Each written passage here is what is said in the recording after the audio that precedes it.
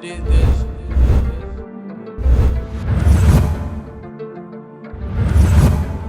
Bonjour mesdames et messieurs, où que vous nous suivez, je vous souhaite bienvenue dans ce nouveau numéro de Zoomag, le tout dernier pour clôturer le mois de la femme. Aujourd'hui, nous avons l'honneur de recevoir sur notre plateau Madame Defi Grace Kawata. Bonjour madame, Bonjour, pourriez-vous vous présenter s'il vous plaît? je suis professeure Dr Defi Kawata D'accord. de Leadership Academia. Je suis professeure en matière de leadership et de business, Ok. c'est-à-dire administration des affaires. Voilà. D'accord, alors pourriez-vous nous parler de votre parcours s'il vous plaît? Alors, je parlerai précisément de mon parcours au sein de Leadership Academia University. J'ai commencé à Leadership Academia en 2012, en juillet, où j'ai commencé à la réception. Ok. Ensuite, j'ai poursuivi mes études aux États-Unis pendant 8 ans. D'accord.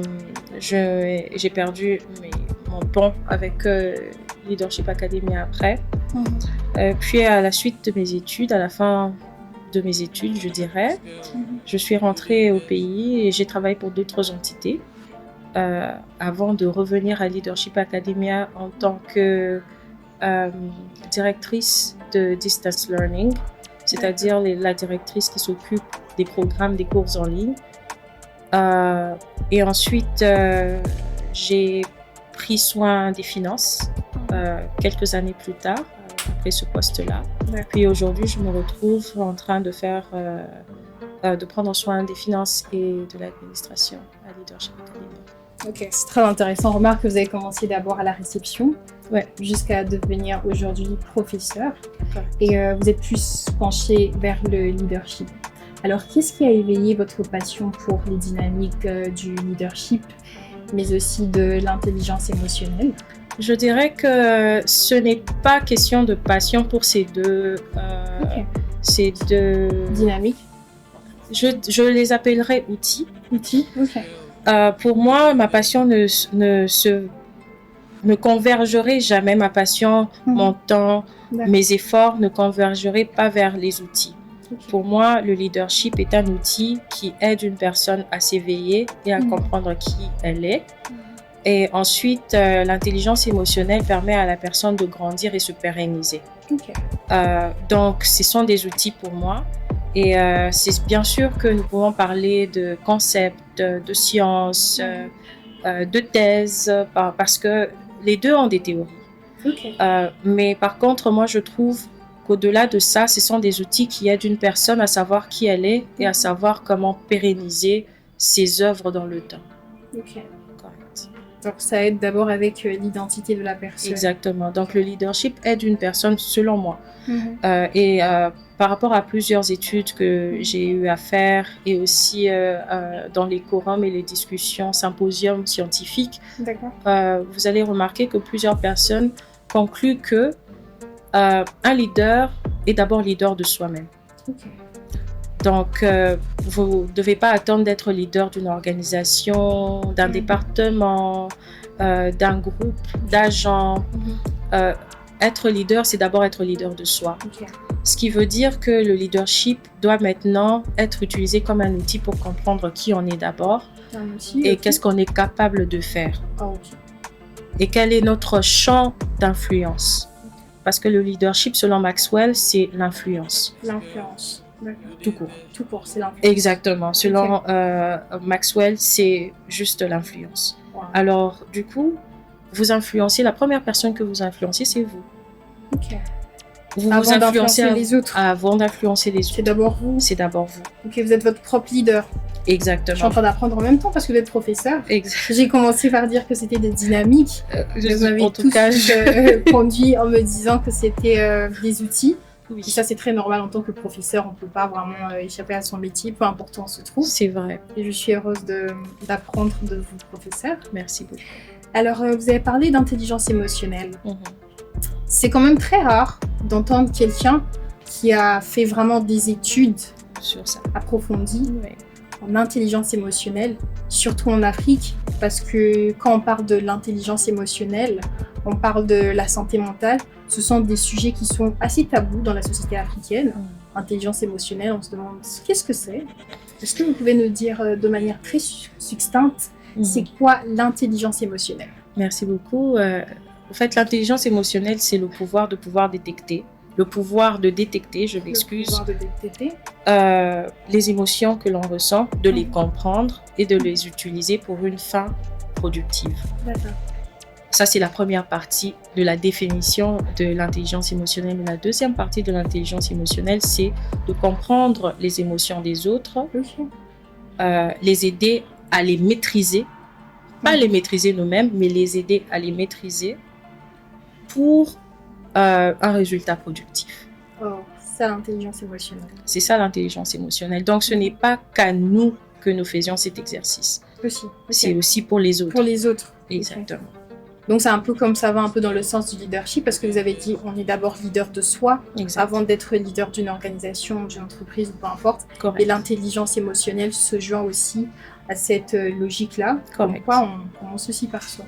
D'accord. Alors, généralement, on associe l'intelligence émotionnelle aux femmes, seulement aux femmes. Alors, puisque vous avez fait des études en intelligence émotionnelle, qu'est-ce que vous pensez de ça? Alors, la Bible de l'intelligence émotionnelle a été écrite par Daniel Goleman. Peu importe les ouvrages qu'il a écrits là-dessus, il faut les lire parce que c'est très important. Les études faites par Daniel Goleman vous montrent que l'intelligence émotionnelle est responsable de l'efficacité d'un leader à 80%. D'accord. Les autres 20% sont très difficiles à diviser parce que ça se partage entre la compétence et l'aptitude. Okay. Alors, on ne sait pas combien de pourcentage encore, s'il y a des études qui sont toujours en train d'être faites. On ne sait pas combien de pourcentage dans les 20% on va donner à l'expertise ou encore à la compétence et encore combien de pourcentage on va donner à l'aptitude. Okay. Alors, 80% c'est beaucoup. De ce fait, je me rends compte que, même pour moi-même, l'intelligence émotionnelle a été un outil facteur d'efficacité dans mes décisions, mes prises de décision, dans mes plans de production, dans mes plans de travail, dans mes plans de management. Si je ne maîtrisais pas d'abord les émotions que je ressentais en ce moment-là, je ne serais pas efficace. Daniel Goleman n'est pas une femme. Daniel Goleman est un homme. Okay. Alors, de ce fait, un leader est asexué, c'est-à-dire ça peut être une femme, peut être un homme.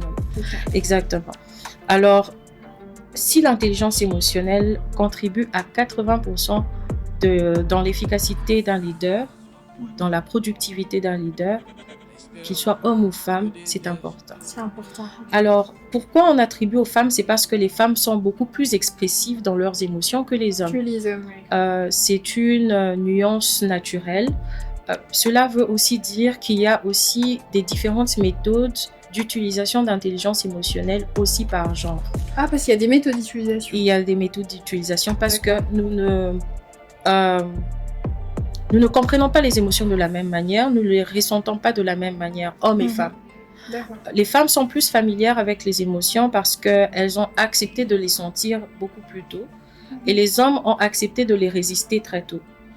Alors, oui, c'est vrai que c'est... Oui, parce que même en grandissant, les enfants, on peut dire à un garçon, toi tu pleures pas, t'es un homme. Exactement. Et c'est quelque chose qu'on installe à l'enfant, le jeune garçon, pour lui faire comprendre que, au fait, ce qu'on sous-entend par ça, c'est que l'homme, le mature, le vrai, n'est pas émotionnel. Ok. Ce qui est faux. Parce que les émotions sont naturelles. Les émotions sont très naturelles et les ignorer est très asexuées. Merci beaucoup de préciser parce que il vous faudra comprendre que Daniel Goleman précise encore que seules les personnes qui se détachent complètement et ignorent complètement leurs émotions sont moins intelligentes. Okay. C'est le hic de l'histoire, mais c'est la science. C'est la science. On étudie, on découvre, on informe pour que les personnes se rendent compte que ce qu'ils essayent de fuir n'est pas nécessairement le diable. Mais c'est peut-être ce qui va aider à être la vraie personne qu'on est censé être. Voilà. Exactement. Ok, donc il faut accepter il faut accepter son état d'ignorance, Il faut accepter qu'on ne sait pas. qu'on ne sait pas, pour Exactement. apprendre et puis améliorer, bien que parfois la vérité, elle peut être un peu brutale et choque. Hein. On est tous passés Mais, par là. Voilà, mais ça reste la vérité. Exact. Alors, est-ce qu'on peut dissocier le leadership de l'intelligence émotionnelle? Ou bien ce sont deux outils qui travaillent ensemble? Je dirais que on ne peut pas les dissocier parce que très naturellement, l'être humain s'engage déjà dans la pratique d'intelligence émotionnelle, bien qu'il connaisse le concept ou pas. D'accord. Nous pratiquons cela d'une manière ou d'une autre tous les jours. Nous ne savons juste pas que nous sommes en train de pratiquer l'intelligence émotionnelle. Comme le fait, par exemple, de se calmer lorsque vous avez toutes les raisons de vous fâcher. Comme le fait de choisir la patience lorsque vous avez toutes les raisons de perdre votre patience. Quand vous prenez ce genre de décision, vous donnez de l'intelligence à vos émotions. Et oui, les émotions peuvent être aussi intelligentes. Ah, ça, je savais pas, par contre. Correct. C'est bien, j'apprends. De toute façon, je suis avec le prof. Tout à fait. Merci beaucoup. Ah oui. Tout à fait. Merci. Ouais. D'accord. Alors là, on va directement à la question suivante. J'aimerais bien connaître, je suis vraiment curieuse de connaître le lien qui existe entre le leadership et l'intelligence émotionnelle. Et par rapport à ça, il y a une question qui a été préparée. La question est la suivante. On dit souvent que le quotient intellectuel vous fait embaucher, mais le quotient émotionnel vous fait promouvoir. Alors, comment est-ce que l'intelligence émotionnelle redéfinit-elle, selon vous, professeur, l'efficacité d'un leader moderne? Voulez-vous réaliser une émission ou un podcast pour promouvoir vos produits ou projets? Voici l'espace qui vous est offert par Techline Service. Profitez de notre promotion et louez l'espace pendant 30 minutes à $100. Réalisation et montage inclus. Pour plus d'infos, veuillez nous contacter au numéro suivant.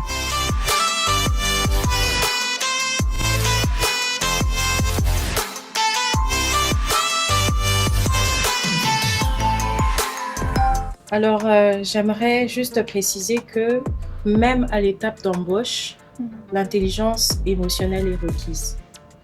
Alors, lorsque vous êtes en train de passer une entrevue d'embauche, D'accord. On regarde parfois vos non-dits, la manière dont vous parlez. La communication non verbale. Exactement. Comment vous bougez votre tête, les mains, votre sérénité. C'est l'intelligence émotionnelle aussi. Alors, l'intelligence émotionnelle vous permet d'utiliser toute forme d'intelligence de manière efficace. D'accord. Si c'est l'intelligence cognitive, c'est-à-dire l'intelligence cérébrale, lorsque vous utilisez la logique, il vous faudra un certain état d'esprit pour que cette Exactement. logique-là puisse être efficace. Si vous voulez composer de la musique, il vous faudra un état d'esprit pour composer cette musique-là. Il vous faudra un état d'esprit pour enregistrer la chanson. Si vous êtes sportif, il vous faut un état d'esprit pour l'entraînement. Il vous faut un état d'esprit pour le match. Exactement. Alors, l'intelligence émotionnelle intervient à chaque étape de notre vie, peu importe le parcours qu'on a. Voilà pourquoi l'intelligence émotionnelle et bien sûr le quotient intellectuel vont vous permettre d'être embauché. L'intelligence émotionnelle va vous permettre justement d'être promu. Promu, la promotion, oui. Oui, bien sûr, mais aussi vous pérenniser vos actions. Exactement. Parce que lorsque vous êtes émotionnellement intelligent, vous ne visez pas que des intérêts égoïstes. Vous visez les intérêts communs. Qu'est-ce qui profite au plus grand nombre de personnes? C'est lorsque vous avez ces intérêts à cœur et que vous utilisez l'intelligence émotionnelle que vous avez au fait des résultats efficaces. Mais lorsque vous vous mettez en avant, vous devenez égoïste et manipulateur. Vous comprenez les émotions des autres pour les changer, pas pour les comprendre simplement et les aider à atteindre leur but, mais c'est pour en devenir maître. Alors là, ça change la donne. Dans une compagnie, on vous embauche pour travailler avec les autres. Vous travaillez en équipe. Exactement. Vous avez besoin de maîtriser votre intelligence émotionnelle, mais aussi celle des autres. Celle des autres aussi. Vous devez savoir jauger le niveau émotionnel de vos confrères, de vos collègues. Et ça c'est bien sûr, il y a certains principes à apprendre pour savoir les détecter. Mais lorsqu'on les détecte, qu'est-ce qu'on en fait? Est-ce qu'on les aide? Ou on les manipule peut-être. Exactement. Alors la manipulation enlève le mot intelligence dans l'émotion. On devient un manipulateur émotionnel, pas un intellect émotionnel. Ok. Un intellect émotionnel vise le bien de tous, avec le bien de soi bien sûr. Ok. Parce que si on n'est Mais pas qu'est-ce bien qui prime soi-même, je dirais que ce qui primerait, je ne pense pas qu'on devrait parler de ce qui prime, parce que les deux sont au même niveau. Si vous mettez les autres au-dessus de vous et que vous vous négligez, vous perdez au fait le rythme, le vrai rythme d'application d'intelligence émotionnelle, parce qu'il vous faudra d'abord être capable de les appliquer. Lorsque vous mettez les autres et vous vous ignorez, vous détruisez au fait le socle de cette application qui est au fait vous. Exactement. Exactement. Mais lorsque vous vous mettez aussi au-dessus des autres, vous détruisez aussi la deuxième partie importante de l'intelligence émotionnelle qui sont les autres. Okay, donc ce qui veut dire, faut, voilà, donc garder un certain équilibre. Un équilibre. Selon le milieu. Ok. Si vous êtes en famille, l'intelligence émotionnelle appliquée en famille et l'intelligence émotionnelle appliquée en organisation sont complètement différentes. Ah, okay. Oui. Parce que le lieu aussi peut changer, ça a un impact dans la manière dont vous appliquez la compréhension de l'intelligence émotionnelle. Je vous donne un exemple. D'accord. Disons que vous devenez une femme mariée demain et vous devenez aussi CEO. D'accord. Vous n'allez pas appliquer les mêmes intelligences émotionnelles à la maison que dans votre bureau. Travail. Pourquoi? Parce qu'il peut y arriver que dans votre bureau, vous avez besoin, ou au travail, vous avez besoin d'une certaine discipline, fermeté. Vous devez être dur, par exemple, dans la discipline ou dans la manière dont vous implémentez les règles et les normes internes. Mais à la maison, vous devez être celle qui écoute, qui supporte, qui comprend, qui attend. C'est deux choses complètement différentes parce qu'au bureau, vous n'attendez personne. On vous attend vous. Si vous êtes CEO, mais à la maison, vous êtes mère. C'est vous qui attendez. C'est vous qui comprenez. Le plus. Je ne dis pas que les autres le font moins. Non, mais c'est le plus. Enfin, le plus, le rôle d'une mère. Exactement. Exactement. En tant que femme, en tant que maman, c'est important de gérer l'intelligence émotionnelle de vos enfants, mais aussi de votre conjoint. Si la patience est un bénéfice pour la famille, dans votre contexte, dans l'exemple que nous avons pris, la patience peut être un poison pour l'organisation si les résultats sont imminents. Vous comprenez? Donc voilà un peu. Ok, c'est parfait.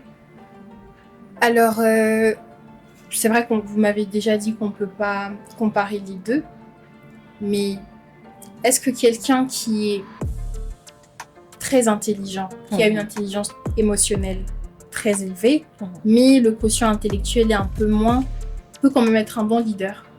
Absolument. Et c'est le scandale scientifique que l'on découvre ces jours-ci. Au fait, ce qui différencie les grandes compétences au niveau exécutif, parce que le niveau exécutif, c'est le niveau décisionnel. Les décisions que vous prenez au niveau exécutif sont des décisions qui vont carrément changer le système de l'organisation. Ça peut créer une nouvelle organisation des décisions que vous prenez. Si à ce niveau-là, vous ne savez pas donner vous ne savez pas appliquer une certaine intelligence émotionnelle, toutes les décisions que vous allez prendre vont aller à l'encontre de la production de la compagnie. Alors ça, c'est une très belle illustration de voir qu'une personne a un quotient émotionnel élevé, plus élevé que son quotient intellectuel. Alors, ça peut arriver. Ça peut vraiment arriver. Alors, voici ce qui se passe souvent dans les organisations quand ça arrive. Daniel Goleman a souvent dit, dans la plupart de ses ouvrages et articles, que l'intelligence émotionnelle est ce qui différencie à 80 à 90, parfois à 100% les compétences de tous les exécutifs. On sait voir un exécutif incompétent et un exécutif compétent, il y a de l'intelligence émotionnelle qui les différencie. Bien sûr, il peut y avoir d'autres éléments, mais l'intelligence émotionnelle est l'élément primaire qui différencie le leader compétent et le leader incompétent. Pourquoi? Parce qu'on est tous intelligents d'une certaine manière. Ce n'est pas parce qu'on n'arrive pas à écrire sur Word, Excel, qu'on est moins intelligent que ceux qui arrivent à utiliser ces logiciels-là. On peut être bon à autre chose. Il y a une diversité d'intelligence. Absolument.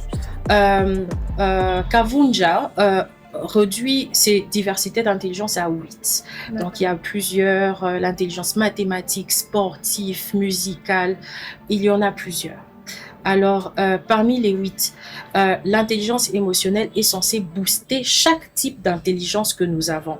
Si nous sommes CEO et que nous nous rendons compte qu'en ce moment, parce que ça nous arrivera très souvent de nous rendre compte qu'en ce moment-là, on ne sait pas. En ce moment-là, on est bloqué. Qu'allons-nous faire? La plus simple solution d'abord est de pouvoir maîtriser ce que l'on ressent par rapport à cette situation-là. Okay. Et lorsque l'on maîtrise ce que l'on ressent par rapport à la situation, on est capable de réfléchir plus clairement. On est capable d'appeler les experts qu'il faut là où on est bloqué.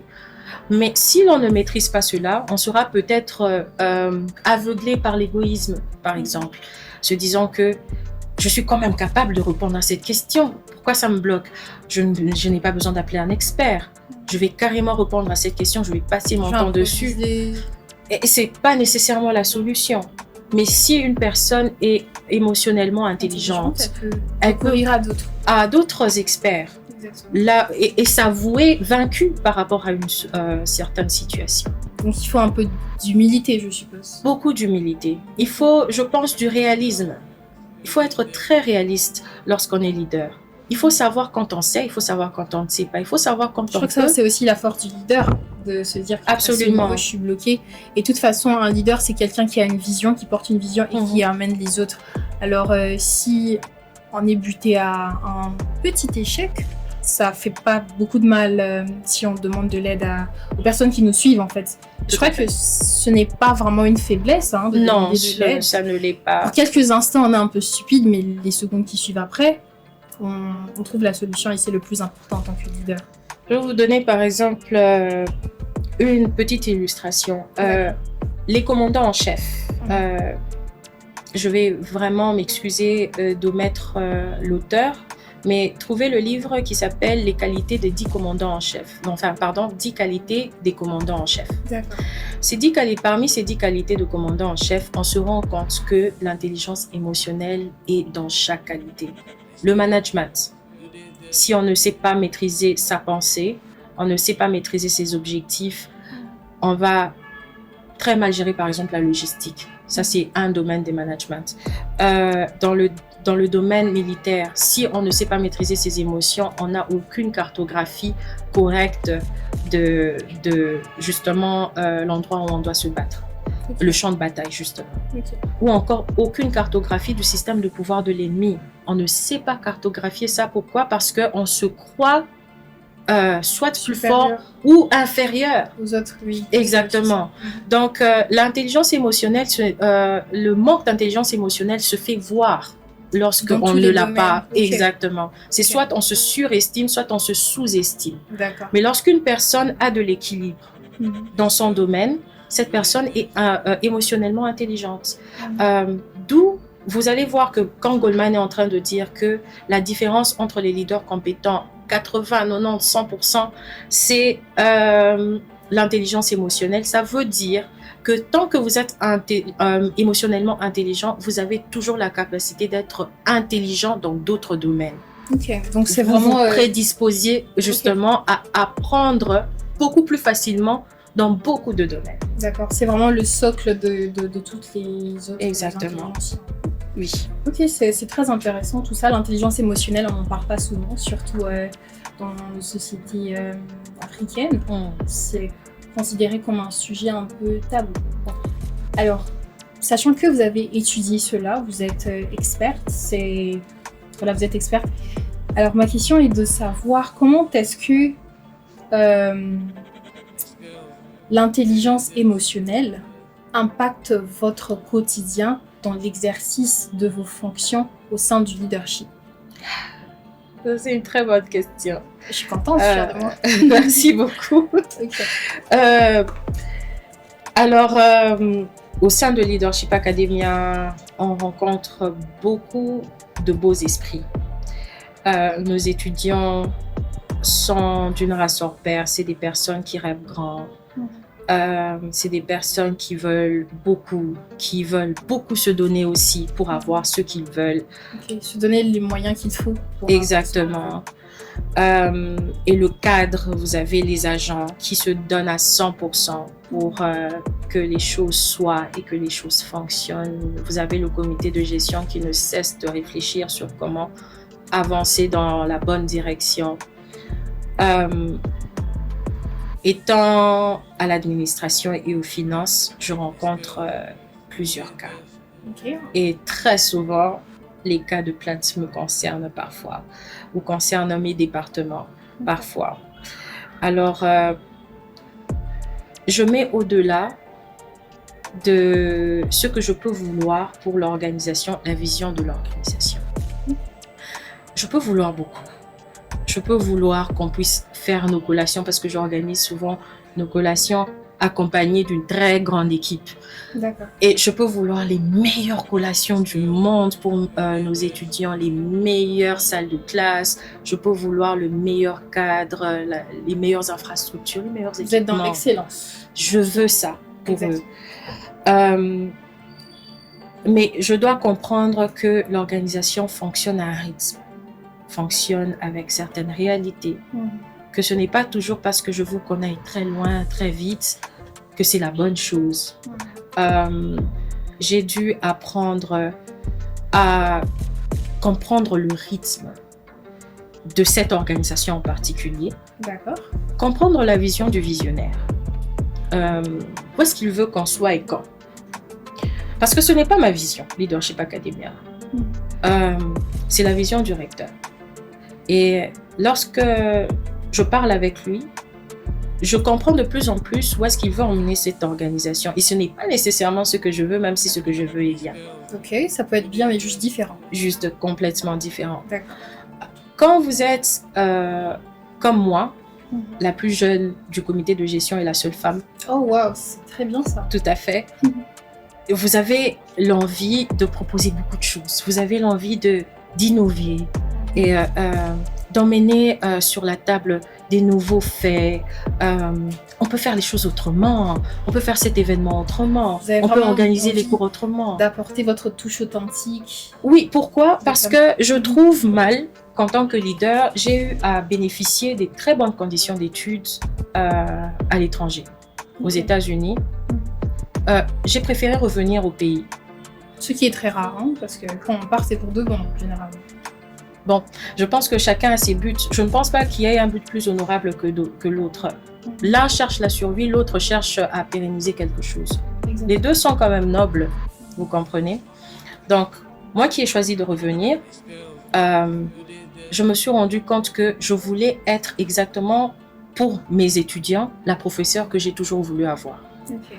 Je voulais offrir à mes étudiants ce que j'aurais toujours voulu avoir quand j'étais étudiante. Et parfois, ce qui frustrait le plus, c'était le timing, le rythme du pays. Le système aussi, hein, c'est différent. The whole system was complicated for me. C'était très compliqué pour moi parce que c'était compliqué de m'adapter, surtout au début, parce que je me disais que c'est logique. Pourquoi ne faisons-nous pas ceci? Pourquoi on ne fait pas cela? C'est super logique, ça va nous mettre dans des bonnes conditions, ça va augmenter la production. Mais lorsque vous vous asseyez avec, aujourd'hui je les appelle les sages, parce qu'avant je les appelais les vieux. Les sages, ok. Voilà. C'est beaucoup mieux. C'est beaucoup mieux que les vieux, parce que quand vous les voyez comme les vieux, c'est aussi une projection de mes émotions sur eux. En se disant que quand j'appelle vieux, je suppose qu'il y a beaucoup de choses qui sortent d'eux qui sera archaïque ou rudimentaire. Mais non, pas nécessairement. Ce qui sort d'eux, c'est la base, la fondation qui ne peut être changée de l'organisation. Peu importe la maison qu'on l'en bâtit dessus, la fondation doit rester la même. Et je dois être en contact avec le concepteur de cette fondation. Exactement. Pour être capable de faire une maison, de construire une maison qui va de pair avec sa vision. Donc vous êtes buté en fait à modifier un peu votre vision. Ah oui, vous devez changer. Il faut s'adapter. Au début, j'ai retenu, vous avez dit c'est important de rester réaliste. Oui, c'est important de rester réaliste. Si vous êtes, l'une des choses qui va montrer que vous êtes vraiment intelligent émotionnellement, c'est aussi votre capacité de vous adapter à votre environnement et aux réalités. L'adaptation, c'est important. Voilà, et aujourd'hui on parle du quotient d'adaptation. Ok. Ça existe maintenant. Et c'est très important pour beaucoup de CEO avant de vous embaucher comme confrère dans la table de décision. Est-ce que vous êtes capable de vous adapter? Et l'adaptation à différents niveaux managériels ne présente pas les mêmes réalités. Il y a toujours une différence. Une différence et un défi différent. Voilà. Alors, du coup, lorsque vous êtes, vous vous rendez compte que vous êtes intelligemment droit dans vos arguments, que vous présentez des bonnes idées, osez analyser et peser vos analyses ou peser votre idée par rapport à ce qu'il faut vraiment faire en ce moment-là. Ok. C'est pas ce que je veux, bien que ça soit bon, mais c'est ce qu'il faut. Et c'est là que l'intelligence... Ce qu'il faut. Exactement, c'est là que l'intelligence émotionnelle intervient. Okay. Oui, je veux quelque chose, mais maintenant, il y a ce qu'il faut. Et il faut se concentrer sur ça. Okay, donc, yeah. D'où vous voyez que ce n'est pas qu'une affaire de femme, madame. Même les hommes doivent réfléchir comme ça. Exactement. Qu'est-ce que je veux et qu'est-ce qu'il faut? Alors, du côté des étudiants, il y a aussi cette histoire de qu'est-ce que je veux et qu'est-ce qu'il faut. C'est souvent ce type de question et cette contrainte que je rencontre avec les étudiants. Je peux rencontrer un étudiant brillant qui ne veut rien d'autre qu'être un simple étudiant et faire autre chose que d'être grand. Okay. Selon moi, je peux voir beaucoup de potentiel, je peux voir une grande carrière en cet étudiant-là et je veux l'aider. Mais l'étudiant veut autre chose. Alors, ce qu'il faut en ce moment-là, c'est de présenter ce que vous avez vu. La proposition. Et de laisser la personne choisir. Exactement, parce que de toute façon, ici en leadership, vous êtes en train, c'est une génération des futurs leaders. Exact. Donc c'est important quand même de les laisser faire les choix pour leur vie. Je crois qu'à votre niveau, ce que vous faites, c'est ce qui est très bien, c'est l'orientation. Et c'est à eux de trancher. De toute façon, le dernier mot revient aux étudiants. Tout à fait. D'accord, ça c'est très intéressant. Revient à la personne qu'on essaye d'influencer. C'est super. Alors, on est en train de chuter. Vous travaillez à leadership. Et il y a une activité qui sera organisée bientôt. Alors, concernant Leadership Ladies Day, le public s'arrête parfois à l'esthétique quand on parle de Miss. Parce que dans votre thème, il y a Miss. Donc, quand on voit Miss, on voit quelqu'un qui a une silhouette belle selon la société et qui sera en train de marcher. Mais Leadership Academia University, ça reste une institution universitaire. Comment vous expliquez ça fait comme une contradiction. Voilà, je viens ici pour étudier et puis on veut parler de ma silhouette. Pourquoi on ne parle pas de mon intellect? Très bien. Merci beaucoup pour cette très belle question. Leadership Ladies Day rend honneur aux femmes pionnières, aux femmes innovatrices. Ça nous permet d'apprendre des leaders que nous avons ici à Kinshasa, que nous pouvons bien sûr avoir dans notre édifice, notre humble édifice pour l'instant. Et le concours de Miss, par exemple, j'ai eu à voir 2 concours. Ah, c'est vous qui organisez le concours? Non. Ok. Je n'organise pas le concours. Mais de toute façon, vous représentez. Il y a un comité. Voilà, tout à fait. Il y a un comité qui s'occupe de cela. Et j'ai eu à voir 2 concours et je peux vous dire que ces concours sont vraiment atypiques. Nous ne parlons pas de la forme morphologique, la silhouette, tout ça, le teint. Non, nous ne parlons pas de ça. Nous parlons de ce que vous voulez représenter. Alors, vous avez des personnes qui vont s'habiller comme Kim Pavita, qui défilent et qui vont vous dire pourquoi elle s'est habillée Kim Pavita. Voilà, exactement. Il y a d'autres qui vont s'habiller comme... donc, peu importe les femmes qu'elles choisissent, ce sont des femmes congolaises, innovatrices ou pionnières, ou encore des femmes influentes dans le milieu congolais. Et c'est ça notre concours de Miss. Et à la fin, on verra comment on gagne parce que toutes les femmes sont inspirantes. Oui. Alors, pourquoi il y a cette histoire de gagnant-perdant? C'est parce qu'on tient à ce que l'étudiante puisse très bien représenter et avec honneur les vraies couleurs de son héroïne. Tu ne peux pas présenter Kim Pavita de manière... disons d'une manière quand même assez diluée. Il faut être consistante dans la tenue, il faut être consistante dans la manière de parler. La manière de se présenter, la manière de se tenir, tout ça. Tout à fait. Le fond de l'histoire de Kimpa Vita. Il faut nous dire, parce qu'il y a beaucoup de gens qui ne savent pas, pour être honnête. Voilà. Alors, voilà à quoi consiste notre... Donc, c'est aussi un exercice, en fait, intellectuel. Parce que quand tu choisis quelqu'un comme Kimpa Vita, je suppose que, normalement, il faut aller se ressourcer, lire, savoir... Enfin, lire et relire encore, peut-être, parce que beaucoup ignorent aussi l'histoire de cette héroïne. Pourquoi? Parce qu'il y a aussi cet aspect-là. Avant de pouvoir nous représenter nous-mêmes en tant que leader, on doit être capable de représenter soit quelqu'un d'autre, soit une autre organisation qui ne nous appartient pas. Et ça, c'est un bon exercice pour nos étudiantes. Ah, c'est très bien.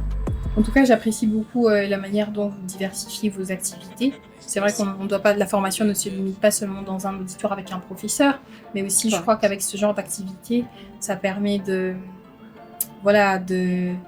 former vos leaders d'une certaine manière. Là, ils seront capables de copier un leader, de copier quelqu'un qui inspire, et c'est un très bel exercice. Merci. Alors, la dernière question, c'est que le thème international de cette année pour les femmes, c'est droit, justice, action pour toutes les femmes et pour toutes les filles. Alors, comment l'initiative Leadership Ladies Day s'inscrit-elle concrètement dans cette urgence de passer de la revendication des droits à l'action sur terrain? Alors, l'éveil de conscience dans la gente féminine est très important. Je m'excuse. Dans Leadership Ladies Day, ce n'est pas que des concours, des jeux, le fou rire. C'est aussi la mini-conférence que nous avons. Où nous il y a une conférence Tout aussi. à fait. Okay. Donc, je pense que nous commençons par la conférence et ensuite on finit avec le fun. La conférence, il y aura quelques panélistes, je pense 3, dont j'en ferai partie. Nous allons parler de comment une femme doit oser être efficace et capable dans la société. Pour aussi avoir un certain degré de respect, mais aussi pour être capable d'exercer ses droits, de jouir de ses droits. Par exemple, lorsque vous êtes dans une communauté qui ne vous permet pas d'étudier par faute de moyens, j'ai remarqué, et ça c'est le cas que je vois avec mes étudiants, il y a des parents qui vont privilégier, en cas de crise financière, les garçons que les filles. Pour moi, ça me chiffonne parce que je me rends compte que beaucoup de gens ne comprennent pas que tout cerveau est cerveau. Et parfois, c'est juste le manque de moyens. Peut-être qu'ils se disent que le garçon est très dynamique, il finira les études, il prendra soin de ses frères et de ses sœurs. Je prie toujours lorsque je reçois autant de parents qui ont les mêmes difficultés, de pouvoir rencontrer leurs exigences financières par rapport à Leadership Academia. C'est parfois difficile d'écouter ce type de témoignages tout en étant contrainte de pouvoir respecter certaines normes, vous voyez, organisationnelles. Mais quand il s'agit de la gente féminine, parfois c'est par défaut qu'on se voit privé de nos droits. Il n'y a peut-être pas de moyens pour nous envoyer à l'école, mais on a le droit à l'éducation. On a le droit à la santé. Il n'y a peut-être pas de moyens pour ça. Alors, demander à une étudiante d'oser devenir capable dans la société, ça veut dire que sois tellement productive que tu réduis ou résous ce type de problème, non seulement pour toi, mais pour toutes les personnes qui passent par la même situation que toi. C'est très important pour nous. Super. Ce qui nous permet de jouir de tous nos droits, c'est d'avoir des personnes conscientes qui mettent à l'aise tous les droits des autres. D'accord. Et dans cette activité, vous aurez des panels et vous allez conscientiser les jeunes femmes concernant la revendication de leurs droits. Correct. Afin qu'elles puissent vraiment jouir de leurs droits comme il se doit. Correct. Et c'est très intéressant. Alors, merci beaucoup, Madame Desfi. Nous sommes à la fin de notre émission. Ce fut un plaisir pour nous de vous recevoir sur notre plateau. On vous dit à la prochaine. Thank you for having me. Thank you. You're welcome.